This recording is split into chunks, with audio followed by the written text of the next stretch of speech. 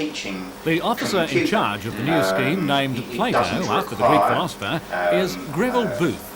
The idea mainly is to assist people who are unemployed to develop basic educational skills, job-seeking skills and certain work skills that will help them to compete for jobs in the local employment market.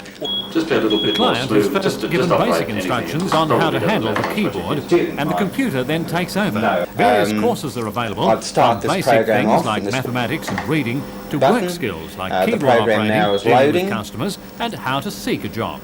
My next instruction given to me by the computer is press next to touch the screen. So I'll press next. The computer then gives me certain instructions or explanations about the program. It then tells me to press touch next again. I'm given further information.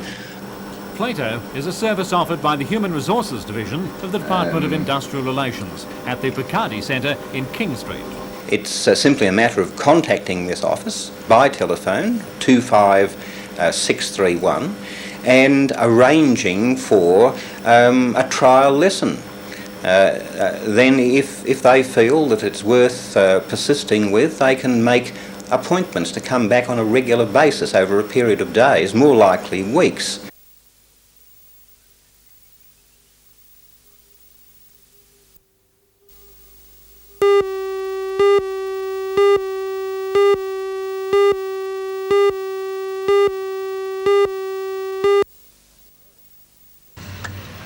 The recent Hunter Challenge Bowls tournament boasted 4 of Australia's best women bowlers in pairs and singles competition. The NJC Round Robin, on the other hand, boasts 3 of those 4 players, Dorothy Roach, Eve Wiltshire and Faye Craig, and adds 9 other top players, many from outside this area. The tournament starts on Tuesday and runs through to the finals on Friday afternoon. Organiser Bill Salby is delighted with the quality of the Round Robin field. singles. Oh, outstanding, Matthews. Like you couldn't get a better team of women bowlers together in Australia than what are here in the Round Robin singles. And how widely recognised is this tournament? Well, actually, since it started 10 years ago, it is recognised as the top women's tournament in Australia.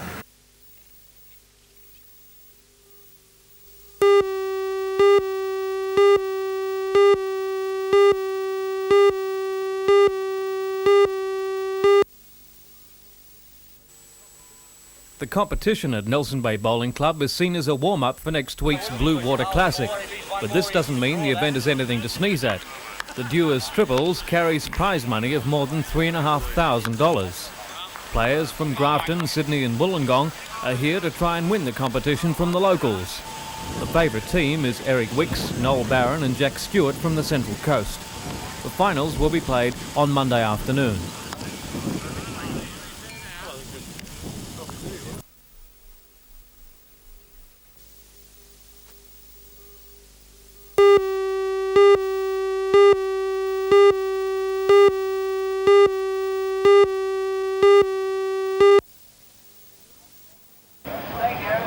A large crowd gathered opposite Bardaroka Caravan Park at Fingal Bay to protest about increased fees at this park and 2 other council establishments at Middle Beach and Shoal Bay. This year, the Christmas holiday rate of $73 per week for a site for 2 people has been levied over the 4-day Easter break. People visiting friends and relatives at the parks are also required to pay for the privilege, $1 for adults and 50 cents for children. The protesters also claim they're not getting their money's worth, that telephone facilities and playing areas for children are inadequate. We've been told, and a pamphlet's been put out by the council, the council park, that there'll be no insurance cover for any damages or injuries sustained to persons or properties in the park. And as most council park members or tourists here mow their own lawns with the permanent vans and maintain them to a fair degree, as you can have a look there, quite well maintained. And we're a bit concerned that if anything happens to us while we're using equipment to keep this maintained, we could be in a bit of a problem. If you're not happy with the charges and the conditions, why don't you go elsewhere? Well, because a lot of people can't afford to go elsewhere. This is a park that's close and handy to people. It's a park that a lot of people with young children, quite a few young children, can afford to come to and have probably some of the best beaches in the world. It's definitely a beautiful spot. You never get sick of coming here. It's one of those places that's just good all the time, and it'd be a shame to have to go somewhere else when we want to stay here. Do you feel you're being ripped off?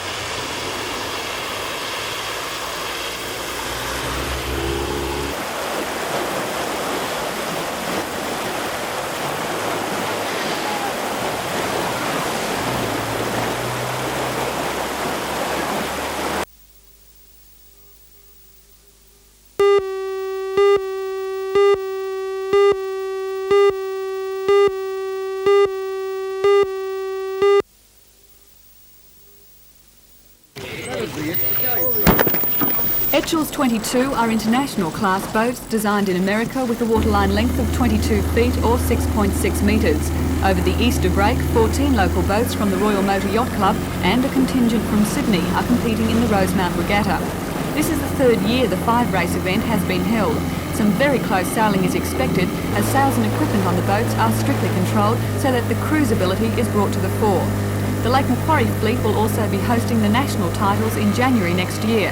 Meanwhile, the Etchells are being used extensively in Perth as training boats for the America's Cup fleet. Back on dry land and at Belmont Sports Ground today, the Junior State Softball Championships got underway. Under 13, under 15 and under 17-year-old teams from 8 regions in the state will clash during the 3-day competition. While the North Shore teams from the Sydney division are tipped as the strongest side, the Far North Coast and Newcastle teams are expected to offer some stiff competition. This is also the first year that the Central Coast has competed in the state championships at a junior level.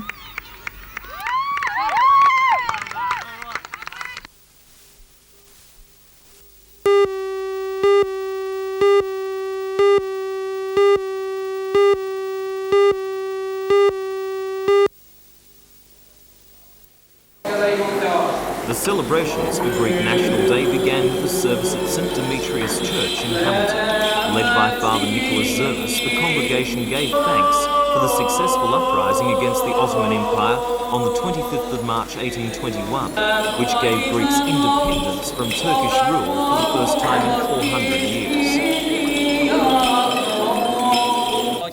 Later outside the church, a ceremony was held to commemorate those who died in the fight for independence. Among those who laid wreaths were the federal member for Newcastle, Alan Morris, and the state member for Newcastle, Arthur Wade. Children dressed in Greek national costume then sang the Greek and Australian national anthems.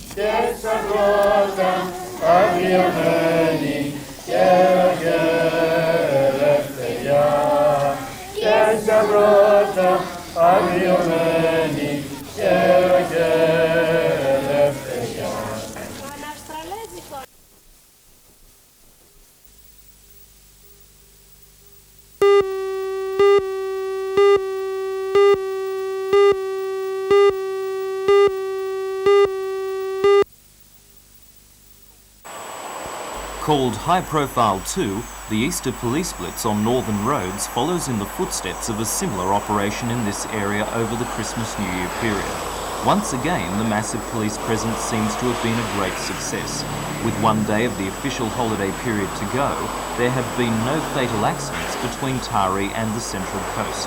Between the Sydney end of the expressway and Taree, more than 100 police have been keeping an around-the-clock watch for speeding, drink driving and other offences. Police say the roads have been busy but largely trouble-free and report only an average number of bookings. Nevertheless, they say motorists should be careful, especially tomorrow when the holiday traffic starts to return.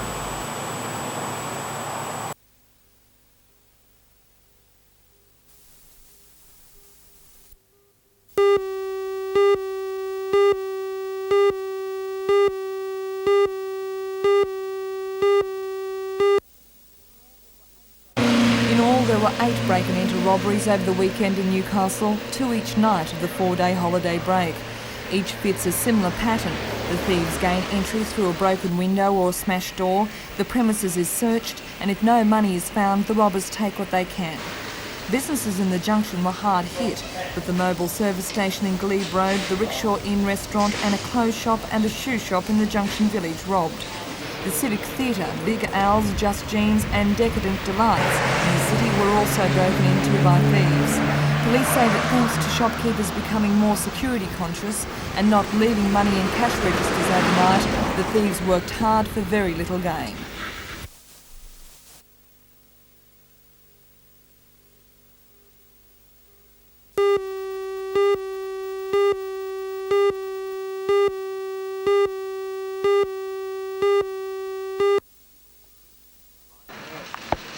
Firemen equipped with breathing apparatus worked for much of the morning to shovel away the problem. A large quantity of spilt soda ash. The chemical, which is used to soften water and as a base for paints, spilt from a container car while it was parked at the Talarus siding overnight. When a guard on a passing train discovered the spill at 6:40 this morning, the fire brigade was called in, but not before 3 rail workmen touched the soda ash with their hands and complained of burning and irritation. They were taken to Maitland Hospital for treatment, but later allowed to leave. The State Rail Authority believes the container was tampered with, the latest in a series of incidents in which cargo cars in the local area have been vandalised.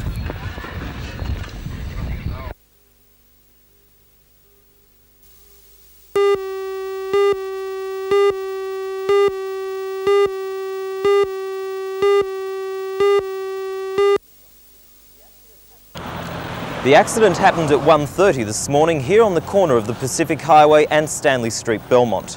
A car left the road and collided with this power pole, instantly killing the front seat passenger and injuring the 3 other people in the car. This was all that was left of the highly modified Holden sedan. Killed was 24-year-old Stephen Prizzigoda from Blackhall's Park. The driver of the car, a 27-year-old male from Arcadia Vale, suffered chest and internal injuries and was taken to Belmont Hospital. The 2 other passengers, a 24-year-old Toronto male and a 16-year-old female from Windale, escaped with minor injuries.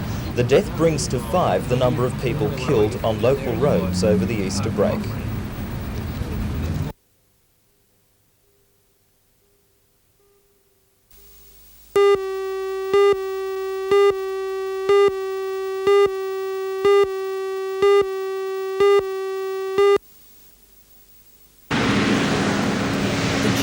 The structure of the Newcastle City Administration is expected to cause a ruckus amongst the staff in the Roundhouse. The Administrator, Colin Saunders, has followed some parts of the Tish Ross report into the running of the administration. There are to be 5 divisions: Administrative Services, Engineering and Construction, Health, Welfare and Building, which will now incorporate Garbage and Sanitary Services, Planning, and a new department, Recreation and Cultural Services, which will incorporate beaches, pools, libraries and museums. The town clerk, Larry Lewis, has been appointed to implement the changes, a job that the administrator says may take up to 2 years to complete. Well, I can't see that there can be any opposition at this stage, because I'm only delegating power to him to implement the report, and of course he is the only one in the organisation who would be capable of doing that at this stage. He has an extensive knowledge of the organisation and of the problems involved and the operations of the various departments. I couldn't do it myself. But the appointment of Mr Lewis to implement the changes has angered some sections of the community who say that he should be sacked, as was recommended in the local government inspector's report, instead of being given more power. One of the main opponents to the appointment is member for Newcastle, Arthur Wade. Do you agree that he should be given more power? No, I don't. I think that we're going to probably get a Newcastle Act, and in that Act will be probably a lot of things different to what we see now in today's report.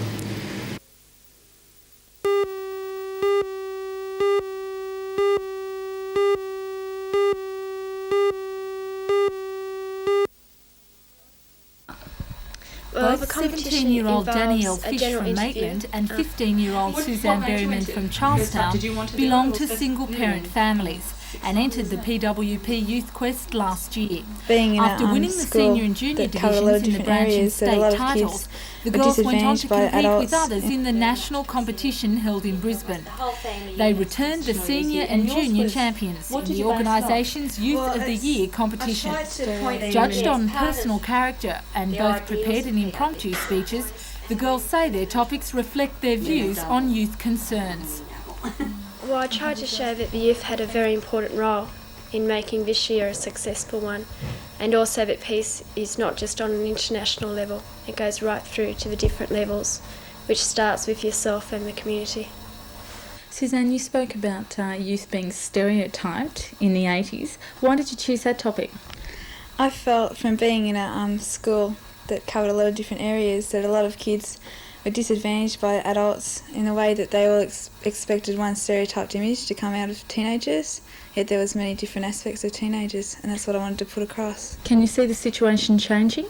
Yeah, I can. I think adults are starting to take a lot more notice of teenagers through things like student councils, which have come out, and most schools have student councils now. So I think adults will change their attitudes towards teenagers.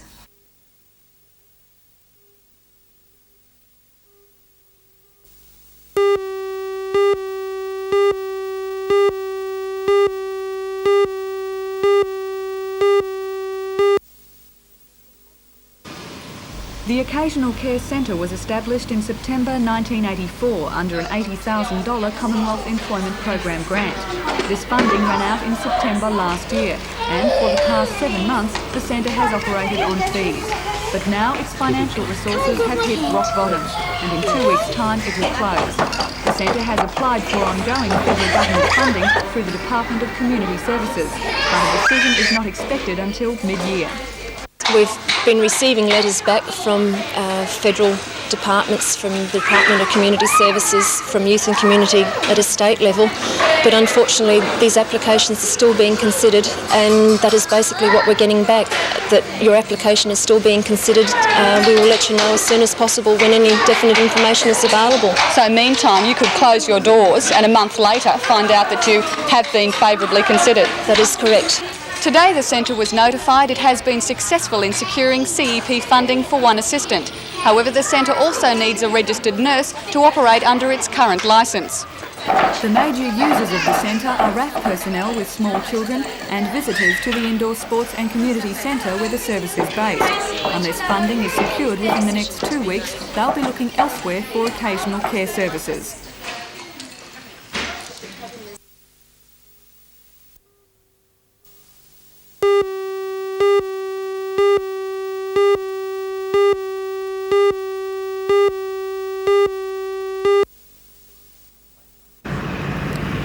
Maitland Club is playing host to more than 100 bowlers as part of its annual Autumn Mixed Triples. Leading bowlers from Taree, Bathurst, Sydney, Lake Macquarie and Newcastle are vying for $5,000 in prize money, with the winning team taking home $1,500. Tournament organiser Jack Smith says the competition is only one of two held in the state and is the second to be hosted and sponsored by the East Maitland Club. This tournament is restricted to 2 ladies and 1 gent in each team. Most mixed carnivals or mixed competitions, you can have either 2 gents and 1 lady or 2 ladies and 1 gents. Taking part in the 3-day championship is former Australia Games and Commonwealth Games representative Rosemary O'Brien from Sydney, who's teamed up with Bathurst bowler Peter Tobin and Joyce Saint from Picnic Point. The finals will be held tomorrow afternoon.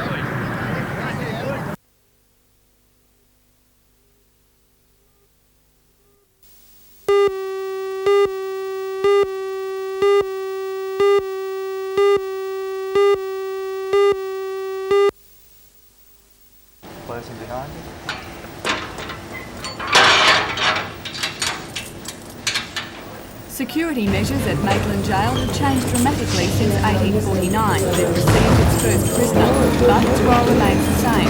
It's one of the state's principal maximum security jails. 154 prisoners are detained here. They are supervised by 94 prison officers, who were the subject of today's inspection. 2 years ago, the State Parliamentary Public Accounts Committee inquired into the payment of prison officers in this state.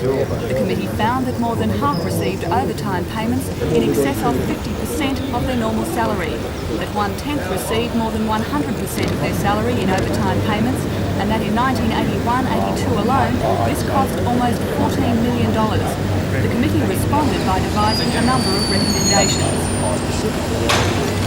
Increasing the amount of overtime officer undertook sick leave in 1 month, looking at they should be prevented in the amount of sick leave undertaken by prison officers.